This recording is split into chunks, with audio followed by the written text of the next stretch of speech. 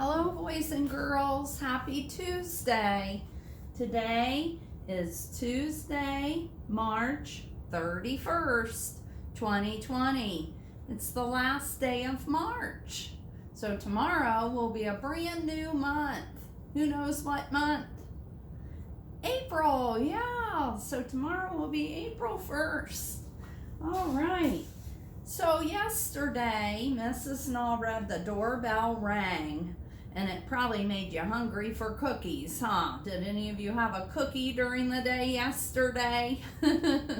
All right, so today, Mrs. Null's going to reread the doorbell rang.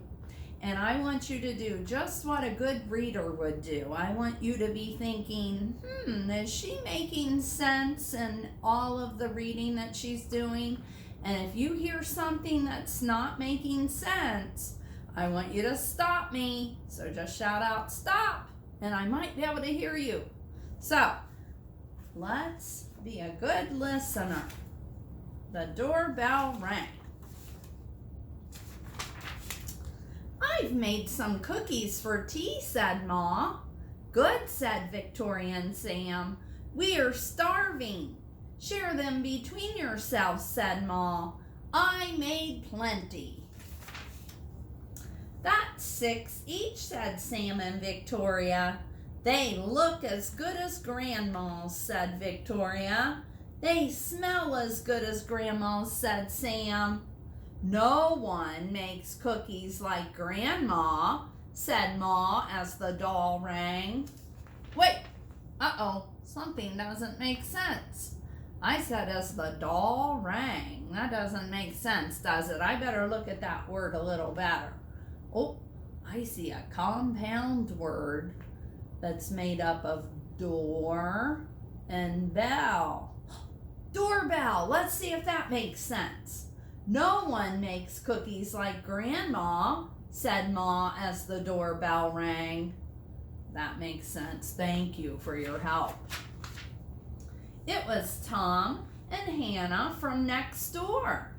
Come in, said Ma. You can share the cookies. That's 3 each, said Sam and Victoria. They smell as good as your grandma's, said Tom. And look as good, said Hannah. No one makes cookies like Grandma, said Ma as the doorbell rang. It was Peter and his little brother. Come in, said Ma. You can share the cake. Oh, wait. This story's not about cake, is it? It's about cookies. I better look at that word again. Oh, I see O, and a K. And then I see the I-E-S that makes the E sound. Oh, that's cookies. That's not cake. Let me read it. You can share the cookies. That sounds better. Thank you for stopping me. That's 2 each, said Victoria and Sam. They look as good as your grandma's, said Peter. And sat as good. Wait, something doesn't make sense there. Sat as good? That doesn't make sense. I better look. Wait. That word has an S and an M, sm, and then it has a short E, and then it has L, O, smell, smell. That's not sat, is it? Let me check and make sure it makes sense.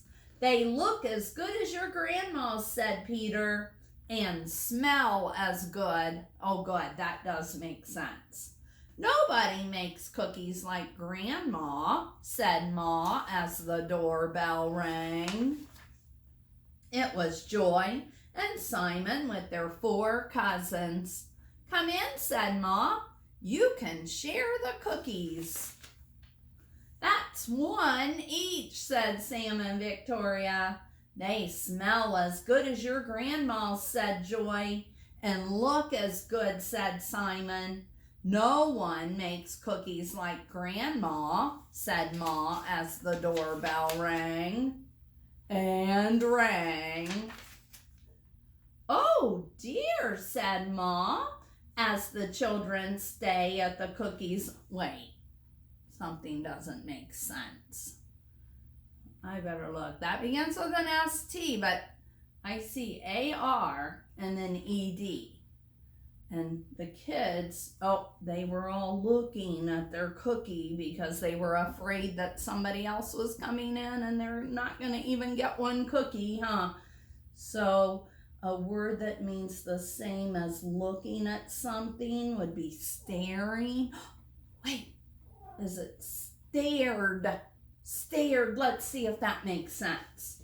Oh dear, said Ma, as the children stared at the cookies on their plates. Oh man, thank you for your help. Perhaps you better eat them before we open the door. We'll wait, said Sam. It was Grandma with an enemy tray of cookies. Wait, enemy? That doesn't even belong here, does it? Oh man, that's a big word. I better break it up into parts. Let's see. I see an E-N. Oh, and then I see the word or there. Enor, enor, m. And then I see O-U-S. That sounds like us. Let's see. Enormous. Enormous. Is that it? Let's see if that makes sense. It was Grandma with an enormous tray of cookies. What's enormous mean? Big? Not just big, but really big, right? Yes. How nice to have so many friends to share them with, said Grandma. It's a good thing I made a lot. And no one makes cookies like Grandma, said Ma as the doorbell rang. Oh man, thank you so much. When we're reading, we want to make sure everything makes sense. And if we're reading and we notice something not making sense, what do? Right, we stop and we go back and figure it out, don't we? We do not just keep going on. So remember to do that as you're reading. All right, well today I have a couple new short stories to read to you. And these kinds of stories are called fables. Does anybody know what a fable story is?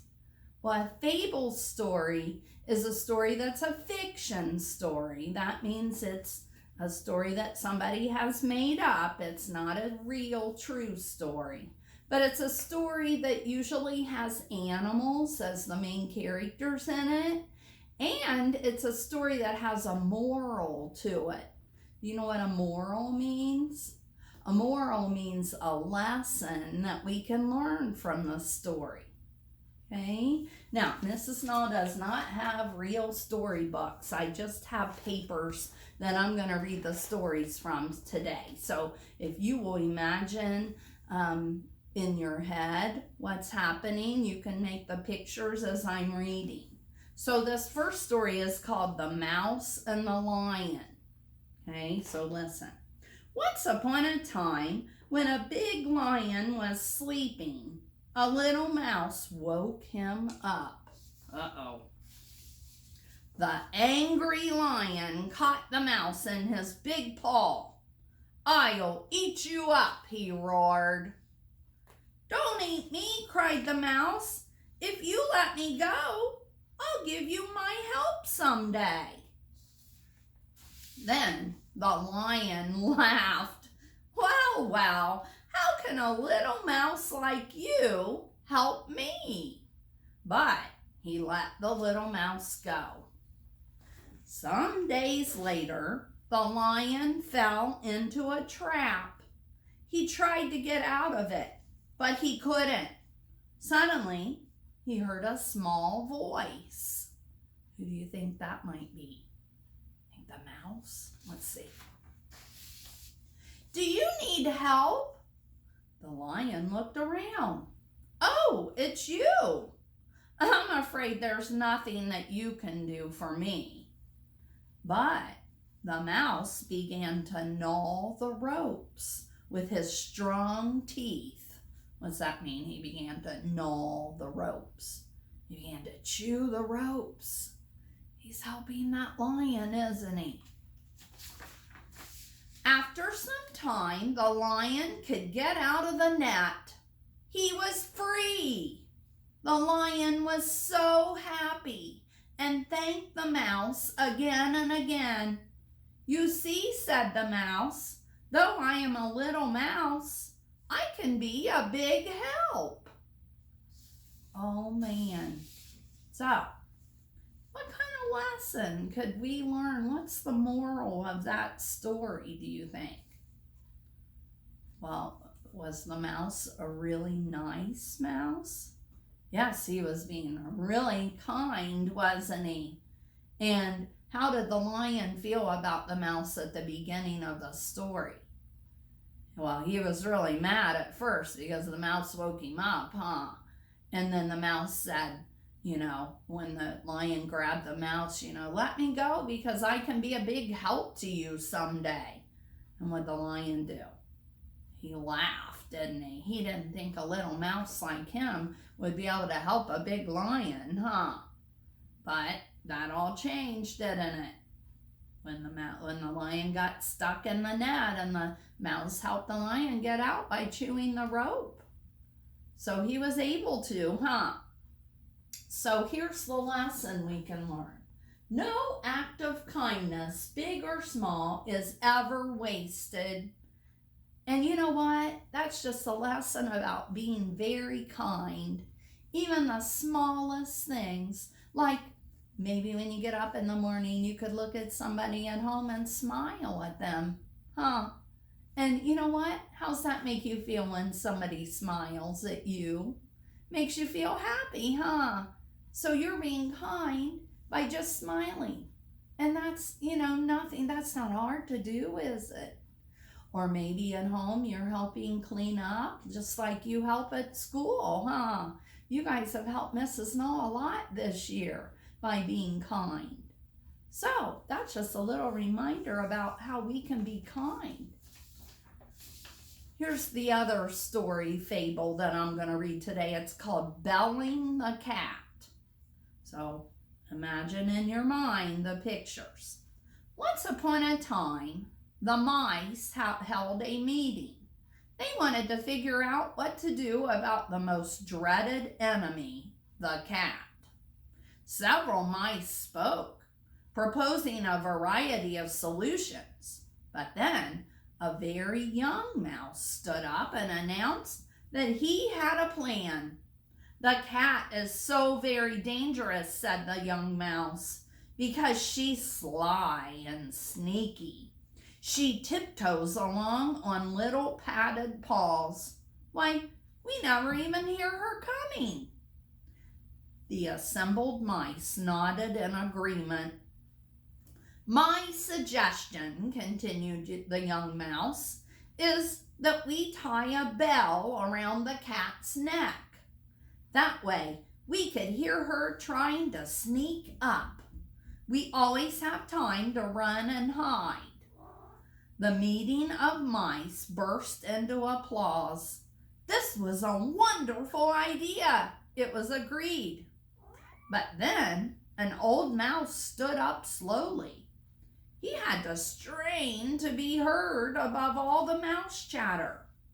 "The young mouse's idea sounds good," the old mouse said, "but now we have a brand new problem. Who will hang the bell on the cat?" Oh man, and that's the end of the fable.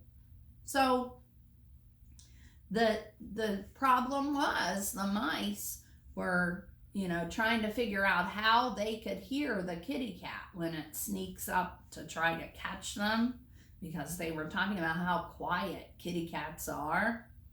And so one young mouse had a really good idea to put a bell around its neck. And that way when it's moving, everyone could hear it coming. But the old wise cat or mouse said, "Now who's going to put the bell on the kitty cat?" And so that's a problem, huh? because it would be too dangerous for a mouse to get that close to a kitty cat, huh? So the moral of that story is some things are easier said than done.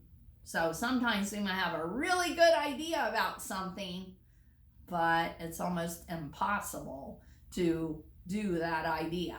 So we always want to think about, this might be a really good idea, but how do we need to do that, right? And if it's impossible, we're probably not going to get to do that.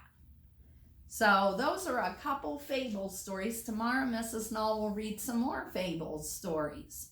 So it's time now for you to go ahead and read your own stories. I've noticed a lot of boys and girls that are reading lots and lots of books on Epic.